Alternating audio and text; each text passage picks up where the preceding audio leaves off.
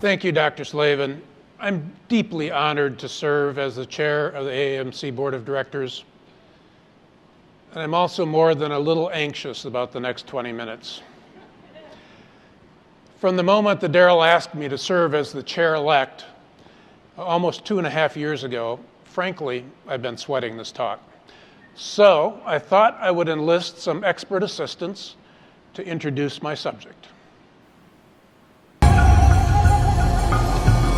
Thank you all for coming to Tribal Council. Any history of bone cancer, osteogenesis imperfecta, or multiple myeloma? Could be a blood issue. We should run a CBC and a D-dimer. And get an MRI. MRI or a PET scan? If the problem's vascular, he's better off. Sorry, thanks for playing. Patient's dead. You killed him. You think that's gonna stop me from telling him? If you do, I'll get you thrown out of medical school. I haven't done anything that would merit that. I know, but unlike you, I'm willing to lie. I lead, you draft. I move, you move. When I move, you move. You're interns, grunts, nobodies, bottom of the surgical food chain. You run labs, write orders, work every second night until you drop, and don't complain.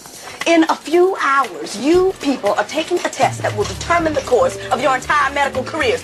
But are you studying for this test? No, you're not. Are you helping out in the ER? You are most certainly not. Are you getting the hell out of here before I throw you out? I think you are. Pagers. Nurses will page you. You answer every page at a run. These are your beepers. From now on, they control your entire life. Okay? Thanks. Move it. Despite the fact that when you wake up tomorrow morning, you will be a resident, you'll still be the same excitable little girl that you are right now. The only difference will be that some sorry new intern will probably mistake you for somebody who actually knows something. If you were in my way, I'd throw you off this ledge right now. We're out here alone. No one would ever know. I have to... things.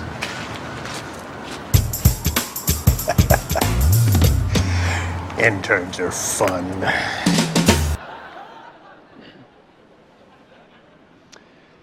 Rude, disruptive, belittling behavior can be funny when it happens to somebody else on TV.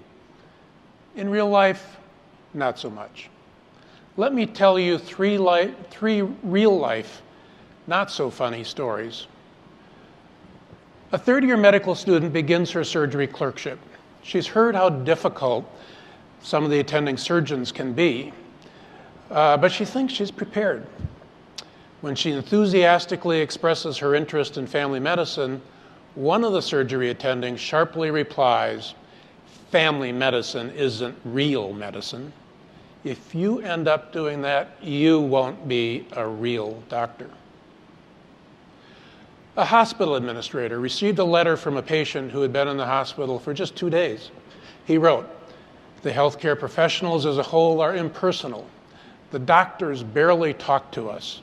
The residents are ill-prepared and do not collaborate enough with the attending physician. Many nurses and other professionals freely share patient information in the hallways. If things continue as they have, then we will probably never use your hospital again for anything." A faculty member interviewed medical students, residents, anesthesiologists, and surgical nurses to collect data for a study of disruptive behavior by surgeons. Here's one interviewee's description of a disturbing incident. He was angry, yelling at the nurse across the desk. And then he came around the desk and actually pinned her up against the wall and had his hand on her throat while saying, "You can't take my room away from me." People had to pull him off. Another interviewee said, "The institution gives them the signal that they bring in a lot of money and they can do whatever they like." And so they do. The institution turns its head because to fire a surgeon, well, you're probably talking tens of millions of dollars. I'm sad to say that these stories are from my institution. But I'm certain that you all have your own stories. Most of you have seen demeaning, disrespectful, and disruptive behavior in your institution. Many of you have experienced it. And some of you have been responsible for it. Now, you may argue that the offenders are a small minority. Individually, we are good doctors, nurses, physician's assistants, residents, and people. After all, we're healthcare professionals. It's just a few bad actors who give us all a bad name, right? But when you look at the numbers, another story unfolds. The American College of Physician Executives recently conducted a survey to quantify disruptive physician behavior. 840 physicians responded, and of those, 70% said that they observe disruptive physician behavior every month. And 11% said that they see their colleagues behaving badly every single day. Just think about that. And then when the survey asked if they themselves had exhibited disruptive behavior sometime in their career, about 25% admitted that they had. And you've got to wonder whether maybe there's a little bit of underreporting on a question like that. In another study using a meta-analysis of the literature, Phineas et al. Found that nearly 60% of medical trainees had experienced at least one form of harassment or discrimination during their training. 60%. These numbers corroborate what I believe to be true, that disrespect is more systemic than it is isolated. Unfortunately, it's part of the culture of medicine, a culture that has existed for decades, if not centuries. Disrespect doesn't just manifest as egregious behavior like angry outbursts and verbal threats. It's embedded in how we practice medicine. It can be as subtle as referring to patients by their disease, the herniated disc in room 214, as self-centered as scheduling all your patients to show up for clinic at the same time and then making them wait, and as blatant as a surgeon refusing to take a mandated timeout in the operating room. For years, we've tolerated or ignored the problem, perhaps using a "that's just the way things are" attitude. Now finally, there is growing recognition of disrespectful and disruptive behavior by physicians and efforts to deal with it. The AAMC deserves much of the credit for creating awareness and bringing the issue to the forefront. Last June, the board of directors unanimously endorsed a statement concerning mistreatment in the learning environment. A portion of that statement reads, "We affirm our commitment to shaping a culture of teaching and learning that is rooted in respect for all, fostering resilience, excellence, compassion, and integrity allows us to create patient care, research, and learning environments that are built upon collaboration, mutual respect, and human dignity." I think all of us would agree with that statement, and we would all aspire to have those kinds of collaborative and supportive environments. Unfortunately, despite our best intentions and admirable efforts at many institutions, bad behaviors persist, and they seem to resist our best efforts to change them. Take, for example, the David Geffen School of Medicine at UCLA, which in 1995, long before the issue was on many schools' radar, did four things over time. They instituted policies, they created reporting mechanisms, they provided resources, and they began educating faculty and residents about student mistreatment. In addition, they surveyed the students every year to determine the frequency of mistreatment. As recently reported by Freed and colleagues, the overall incidence of mistreatment during clinical clerkships did fall by about 25% during the first 2 years of the program. But then for the next 8 years, the incidence remained unchanged at about 57%. Similarly unimpressive is the progress we've made around the country. Mavis et al. Studied responses to the graduation questionnaire between 2000 and 2012 and found there was essentially no change in the percentage of students reporting incidents of personal mistreatment. Regrettably, only a third of students who experienced mistreatment even reported the incidents, also a number that had not changed over that period of time. So why is it so hard to eliminate these behaviors? I believe it's because programs that are focused on student mistreatment or the disruptive physician are directed at treating the symptom and not the disease. Bad behavior is the symptom. A culture of disrespect is the disease. And culture is very hard to change, especially a dysfunctional culture that resists change, as Leap et al. Concluded. In their words, central to this culture is a physician ethos that favors individual privilege and autonomy, values that can lead to disrespectful behavior.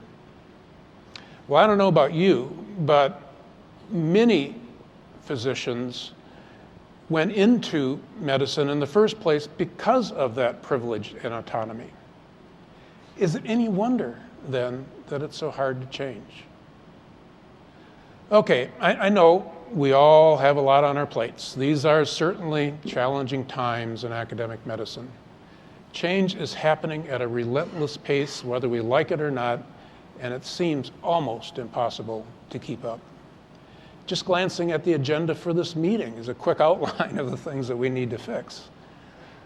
While we worry about new payment models, constrained NIH funding, ensuring competence of learners across the continuum, and our very survival, the treatment of medical students or dealing with a tightly wound physician can sometimes seem like the least of our worries.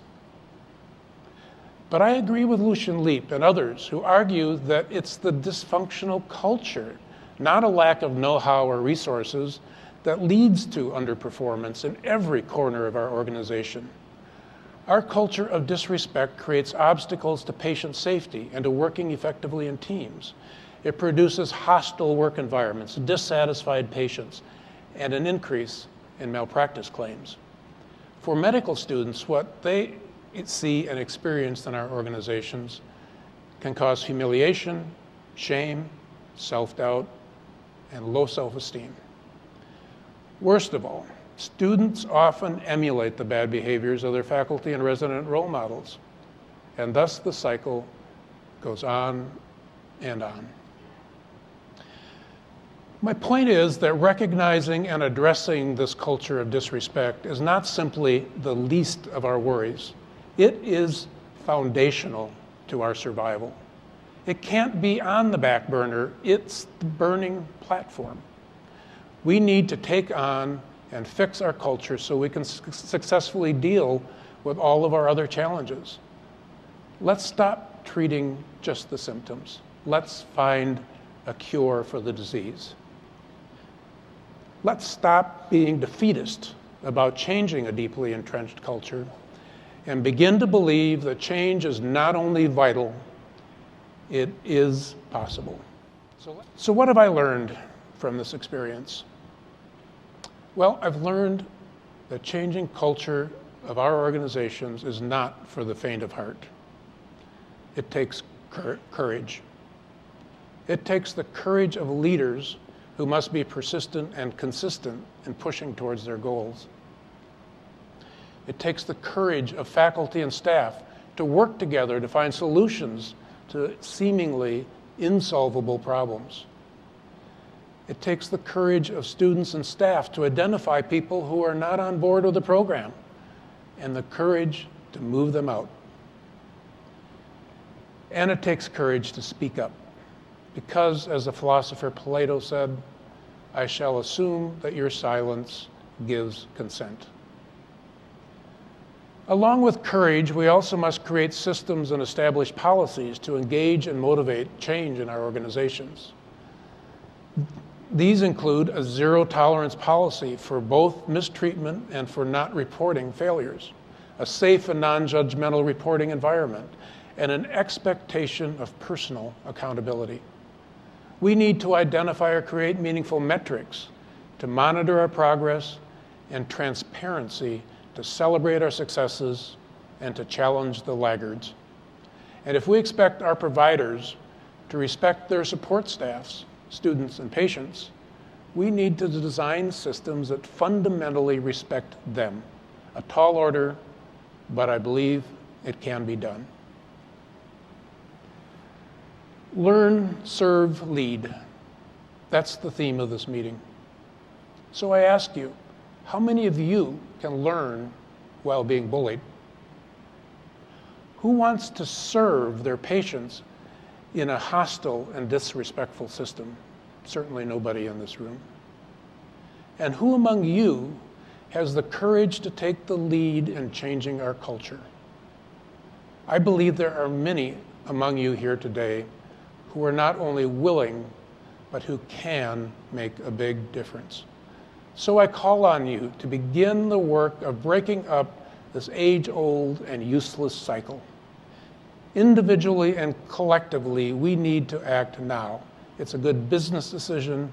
It's a good people decision. Moreover, it's what our patients expect and deserve. It's what our learners expect and deserve.